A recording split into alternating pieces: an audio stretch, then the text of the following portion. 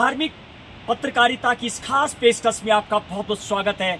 मैं हूं आपके साथ महेश बहुगुणा और मैं आज धामों की यात्रा पर हूं। यमुनोत्री धाम में पहुंच चुका हूं और आज यमुनोत्री धाम में यहां के स्थानीय लोग दिवाली मनाने आते हैं, ऐसा निकल के आ रहा है और खास कवरेज करेंगे आज यमुनोत्री धाम से। और मैं बिल्कुल यमुनोत्री धाम पहुंच चुका हूं। सामने है वो माँ यमुना जी का मंदिर 20 मीटर की दूरी पर, और साथ ही साथ यमुना जी जहाँ से माँ यमुना जी का प्रकट्य होता है। हालांकि माँ यमुना जी का बहुत सूक्ष्म जल है आजकल, क्योंकि जैसे जैसे सर्दी बढ़ती चली जाती है माँ यमुना जी का जल सूक्ष्म होता चला जाता है, क्योंकि ग्लेशियर का पिघलना कम हो जाता है। सामने की तरफ है वो कालिंदी पर्वत, जहाँ पर सफेद थोड़ी सी चादर वो हिमाद्री पिघल करके जब यमुना के मंदिर के पास पहुंचती है, जहाँ पर माँ का प्रकट्य होता है। और दाईं तरफ इसके पहाड़ी के पीछे बंदरपूछ, और मंदिर के ही 30 मीटर की दूरी पर है वो गरुड़ गंगा। सामने गरुड़ गंगा के साक्षात प्रकट्य होते हैं।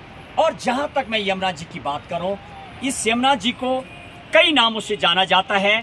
जमुना जी, तपन तनय, पाप हरिणी और कालिंदी नाम से जाना जाता है, क्योंकि कालिंदी इसलिए कहा जाता है, कालिंद पर्वत से हिमाद्री पिघल करके से जो माँ का प्रकट्य होता है, इसीलिए कालिंदी कहा जाता है।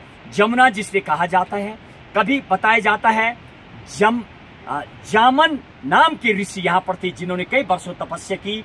जिस तरीके भगीरथ ने तपस्या की थी तब माँ गंगा प्रकट हुई थी। यहाँ पर जामन ऋषि के से प्रकट हुई। और कुछ लेखों में ऐसा भी वर्णन मिलता है, जामुन का एक पेड़ हिमाद्री पर्वत पर मिलता है, जहाँ से माँ गंगा यमुना आती है, इसीलिए उसको जमुना जी कहा जाता है।